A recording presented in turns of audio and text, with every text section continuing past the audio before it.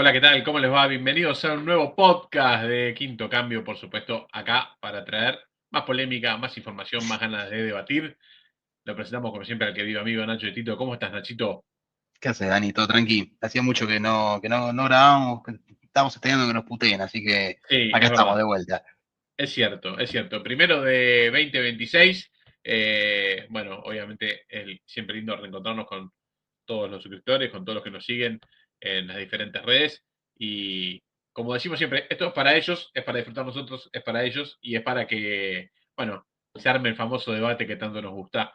Como si el último tema no hubiese sido lo suficientemente picante, nos vamos a meter en uno aún más, por supuesto, con el respeto del caso y con ganas de jugar un poco, que básicamente viene siendo siempre la premisa que utilizamos de este lado. Lo decíamos en la previa, lo anunciaba en nuestras páginas. Vamos a debatir un poco para ver quién es el. Sobre las bases de que, y en esto creo que coincidimos, Nacho, para nosotros sí hay cinco grandes, ¿no? Los cinco Totalmente. originales. Bueno, no nos vamos a pelear ahora por el orden, pero todo el mundo sabe quiénes son, ¿sí? Boca, River, Independiente, San Lorenzo, Racing. Vamos a dejarlo ahí sin ponernos a ver por qué y que cada uno esté en el lugar que esté, pero esos son los cinco argentinos, por lo menos para el equipo de quinto cambio.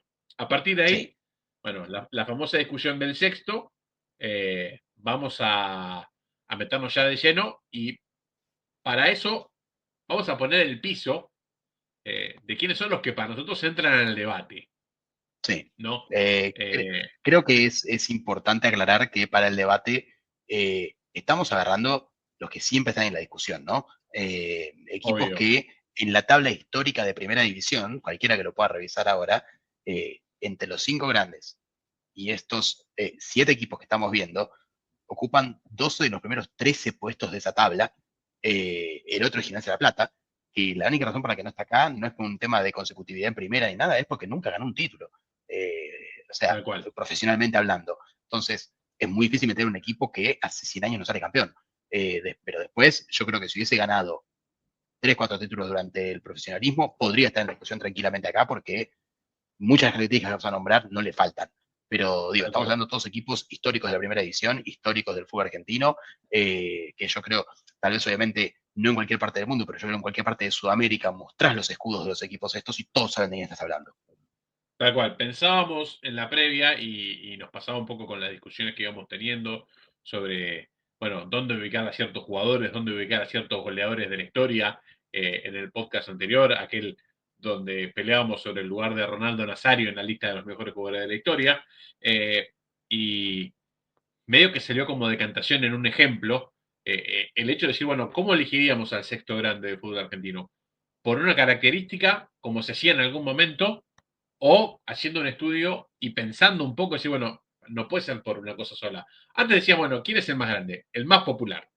Es el que más entradas vende, es el que más gente lleva a la cancha. O otro te decía, no, es el que ganó el título más importante. O es el que más títulos tiene fuera de lo que son los cinco grandes. Bueno, me parece que un poco tocando todos esos puntos y algunos más, sale la respuesta correcta, si es que la hay, o las respuestas correctas, o por lo menos, como me gusta a mí, eh, creo que poner como base, Nacho, es una respuesta que no sea una locura, ¿sí? Claro, Si vos decís, bueno, si para vos es tal o para vos es tal otro, bueno, está bien, no es una locura para nadie. Ahora, el problema es cuando, si alguno dice que el sexto grande fútbol argentino es Arsenal, bueno, ahí ya tenemos problemas, ¿sí? claro. Ahí ya se arma el lío. Pero bueno, elegimos a estos eh, porque, bueno, parecían los equipos más lógicos, lo decía Nacho, uno de los motivos por los cuales eh, fueron elegidos: Estudiantes de La Plata, Vélez Sarsfield, Rosario Central, Newell's, Huracán, Argentinos Juniors y Lanús. Podemos decir que, como esto es una cosa que se mueve, porque el fútbol Sí, constantemente está escribiendo su historia, Lanús es un equipo que se ha agregado a esta lista, sin ¿sí? duda.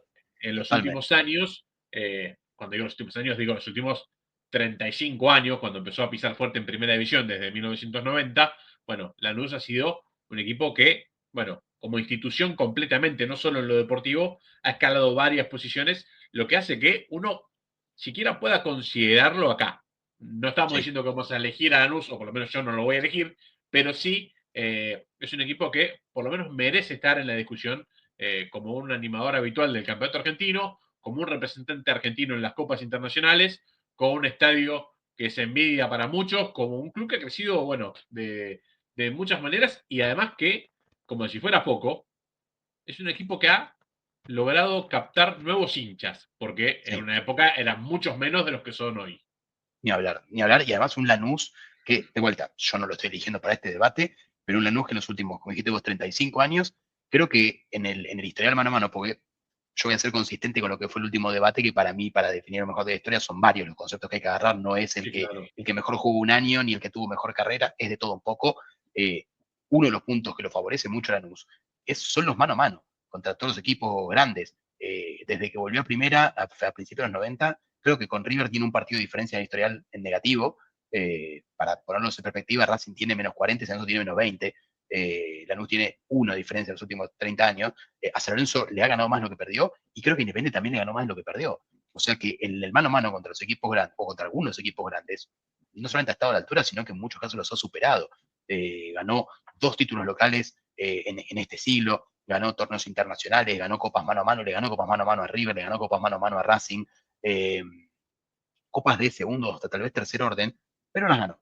Esas finales hay que ganarlas, por más que sean un partido. La forma de llegar es habiendo ganado algo, y Lanús llegó. Entonces, por eso decimos que todos los que están acá tienen algún mérito, ya sea algunos más actual, otros más histórico, otros que van recopilando de todo un poco, otros que se centrarán un poquito más en la gente y no tanto en la gloria deportiva, otros que intentarán empujar más con la gloria deportiva que con la gente, pero esto nos lleva de vuelta al inicio. Por eso consideramos que hay 5 grandes, porque hay solo 5 que a lo largo de la historia han completado todos los ítems que vamos a nombrar de manera exitosa y dentro de los principales del fútbol argentino. Al todo el resto siempre siento que le faltan 5 para el peso. Total, sí, en eso coincidimos. Y es muy importante, por lo menos para lo que nos gusta en Quinto Cambio y esto del análisis completo, o intentar hacerlo por lo menos, eh, el hecho de que cuando se elija no se haga solo desde el lado de la pasión.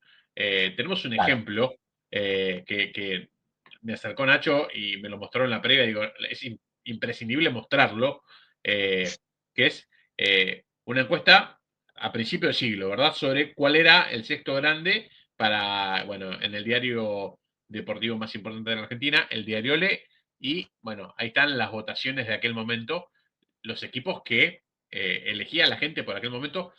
Vemos que es una cosa que, a ver, entendemos que un cuarto de siglo en el fútbol argentino es un montón, ¿sí? Que la emoción violenta de aquel año hay que explicarla. Por ejemplo, vemos a Chacarita en el segundo lugar. Chacarita en el año 2000 había vuelto y de buena forma a Primera División. Tenía en aquel momento un título de Primera División que no era tan, a ver, era muy anterior a el campeonato de Lanús, al de Banfield, al de Arsenal, al de un montón de equipos que salieron campeones después y al de muchos que volvieron a repetir y que hacía mucho que no ganaban. Entonces, eso, más haber sido un equipo popular en una época donde no se llenaban todas las canchas, hizo que, bueno, a Chacarita se lo viera con un respeto que no todos lograban. Me parece que desde ese lugar, bueno, tiene un lugar en la tabla que eh, no sé si tiene muchas otras formas de explicarlo, pero vemos, por ejemplo, y de manera sorprendente, el lugar de Estudiantes de La Plata, Nacho. sí, sí, los estudiantes tuvo una década del 90 para el olvido. Tuvo un descenso, tuvo muy malas campañas, tuvo el ascenso con los pibes, con el famoso equipo de los pibes, que entre ellos estaba Verón, entre ellos estaba un muy melenudo Martín Palermo que apenas jugaba, pero después cuando ascendió le costó mucho mantener la categoría. Era un equipo que siempre estaba entre los últimos 5 o 6 puestos de la tabla de promedios, y hasta que no llegó Bilardo, un Bilardo ya bastante más grande, con el famoso bidón, él con el famoso, perdón, con el famoso champán, el fútbol champán que decía él en la cancha de River, que pudo sacar un grupo de pibes muy interesante, entre ellos Angeleri, darle un poco más de rodaje al Tecla Farías y a muchos otros chicos que pedían pista. Era un club que siempre coqueteaba con el descenso. Ese Bilardo lo pudo acomodar un poco y después ya vino la época de Mostaza Merlo, de Burruchaga, de Simeone, bueno, y de ahí en adelante ya es la historia conocida en el que Estudiantes vuelve a los primeros planos, pero Estudiantes tuvo 10, 15 años para el olvido, y justo esta encuesta creo que lo encuentra en el final de ese momento, cuando hace muchos años era irrelevante en el fútbol argentino. Sí, tal cual. Y pienso lo mismo del otro lado de Gimnasia de Grima de la Plata. Claro, Gimnasia, un animador constante del fútbol argentino en la década del 90. Bueno, 3 veces subcampeón, podcast que hemos hecho en Quinto Cambio.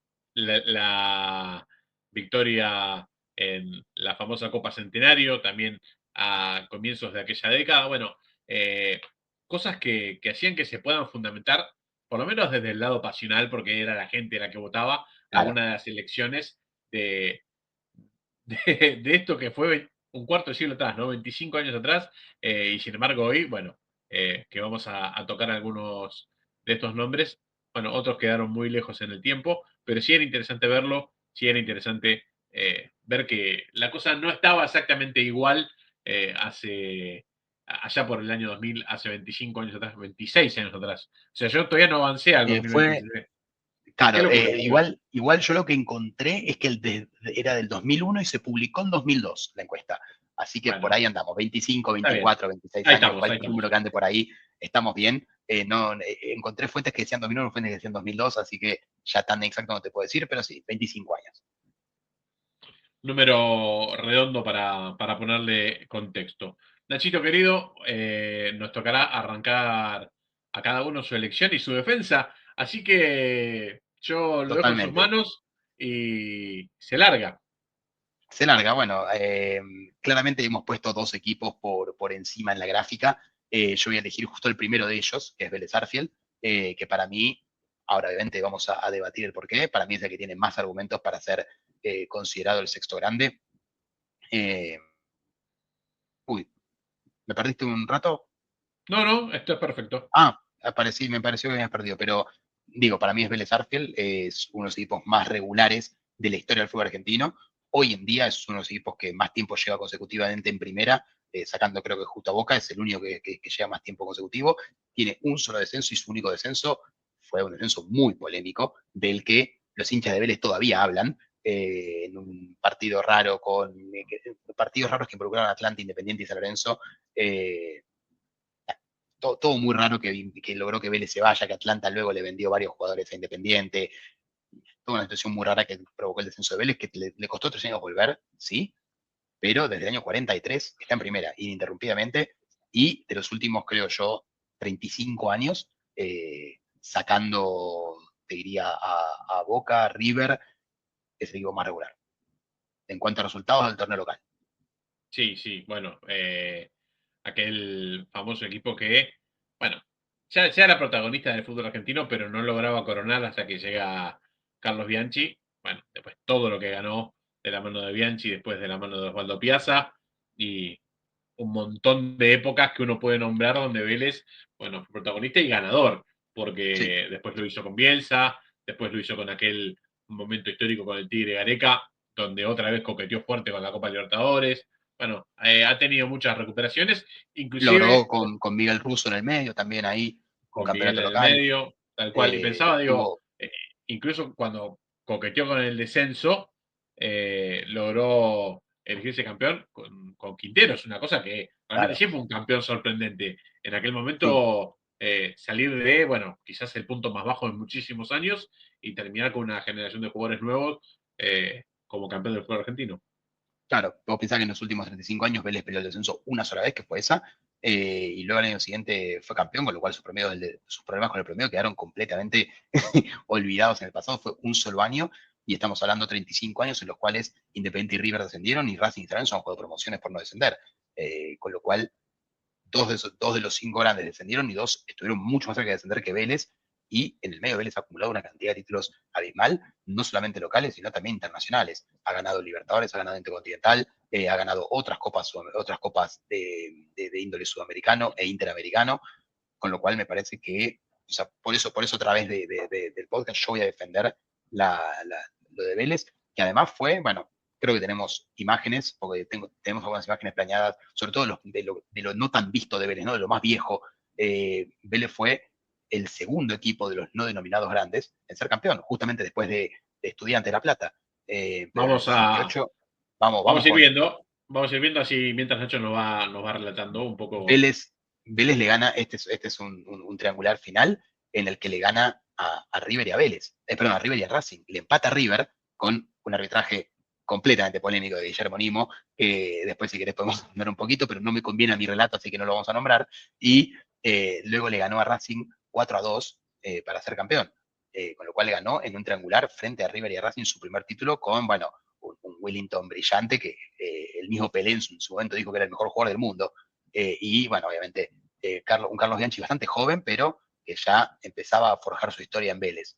Eh, Luego obviamente tuvo un impas muy grande en un momento en el que otros equipos pudieron levantar copas, como lo fue Estudiantes, como lo fue Huracán, como lo fue Ferro, como lo fue justamente el ya mencionado Chacarita, como lo fue Quilmes también, con lo cual tal vez quedó un poco opacado entre varios equipos que tenían uno o dos títulos, pero en los 90 repuntó de vuelta, ¿no? Es más, si vos hacías una encuesta seguramente a principios del 90 y decías, che, ¿quién es más grande, Ferro o Vélez? Yo creo que ganaba Ferro con un 90%, y hoy en día es la misma encuesta y la gana Vélez con un 95%. Después de los 90 empezó otra historia de Vélez, de la mano de Carlos Bianchi de nuevo, pero como entrenador esta vez, ganando un título también frente a otros que vimos justamente en cancha de Estudiantes. Me parece que los caminos se van uniendo de estos equipos, con un gol de Chilaver y luego ganando la recordadísima Copa Libertadores al imbatible San Pablo del Tele Santana, casi imbatible, y ganándole la final del mundo al casi imbatible Milan. Eh, Consiguiendo dos presas históricas y bueno, arrancando un camino que en los últimos 35 años ha sido brillante. Eh, Acá estamos viendo justamente el partido que decíamos contra Estudiantes de La Plata, año 93, anteúltima fecha. Eh, Vélez se aprovechaba de una victoria justamente de San Lorenzo frente a River para empatar en La Plata y ser campeón a una fecha de la finalización del torneo. Ahí lo vemos a Chilaverde, su primer gol en Vélez justamente. Qué manera de debutar en la red, ¿no? Total, total. Pensaba en la camiseta de Vélez, esta que tienen los jugadores, un modelo muy lindo donde está la B, pero con los tres colores de la fundación del club, ¿no? Vemos una B que no es azulada, sino que es eh, verde, roja y blanca, modelo que Vélez siempre tiene como tercer modelo, con algunas variaciones, pero siempre teniendo, bueno, los colores de su fundación, ¿no? De sus fundadores. Así es. Este sería el segundo título local de Vélez en el 93. De vuelta, San Lorenzo le ganaba 1-0 a River con gol del fallecido Bernuncio y lo lograba sacar campeón a Vélez una fecha antes del final del campeonato. Lo que le dio la clasificación a esta Copa Libertadores, donde Vélez iba ante el bicampeón de Libertadores San Pablo, eh, habiendo ganado 1-0 la ida, definía en el Morumbí, y vamos a la definición por penales, donde bueno, las imágenes las pueden ver ustedes mismos. Chilaver se hizo gigante. Eh, Miren lo que representaba Chilaver para el San Pablo, porque bueno, ahora obviamente el primer penal lo va a atajar. Atajar el primer penal en una final de Libertadores en el Morumbí no es para cualquiera, y miren a Chilaver provocando a la gente y van a ver después en los siguientes penales de San Pablo cómo los jugadores del San Pablo se lo gritan a él. Logró sacarlo de sus casillas, como hoy en día hace el Diego Martínez, como hoy en día hacen muchos arqueros famosos por atajar penales. Chilaver lo hizo tranquilo y encima después agarró el bote y fue a patear él. Eh, con la efectividad de siempre, abajo, fuerte, cruzado, otra vez gritándoselo a todos. Una actitud, una personalidad espectacular del uno paraguayo. Sí, impresionante. Yo siempre destaco que eh, jugadores estrellas mundiales, que no son de países donde con su selección pueden ganar habitualmente, festejan y ponen de sobremanera el ganar con los clubes, porque quizás es la única Claro, forma que tienen de ganar. Bueno, yo creo que en Chilaver eso se veía muy reflejado. sí, sí. Sabía que conquistar un título con Paraguay era muy difícil, bueno, y razón por la cual era un tipo que disfrutaba mucho aquella buena época de Vélez, donde realmente de todos los grandes que nombramos, bueno, le plantaba cara a todos los del fútbol argentino y a muchos de América en aquel momento, sobre todo a este San Pablo, que era un equipazo, Mirá, ¿no? mirá cómo se lo van a gritar a él. Chilaver tranquilo, mirándolo como diciendo, estamos ganando, vos, festejate lo que quiera, nosotros estamos ganando. Digo, lo otro que privaba a Chilaver de un título era que en esa época, la época que jugó Chilaver, primero fue cuando Argentina fue campeón y subcampeón del mundo y ganó las famosas Copas América, y después fue cuando Brasil dominó el mundo. O sea, justo en un continente tal vez en el que no hay tantos equipos, que a la Copa América no hay que clasificar, sino que está clasificado solo por ser parte, iba con pocas chances Paraguay, así como cualquier otra selección, porque estaban primero frente a la mejor Argentina y luego frente a la mejor Brasil, tal vez de la historia.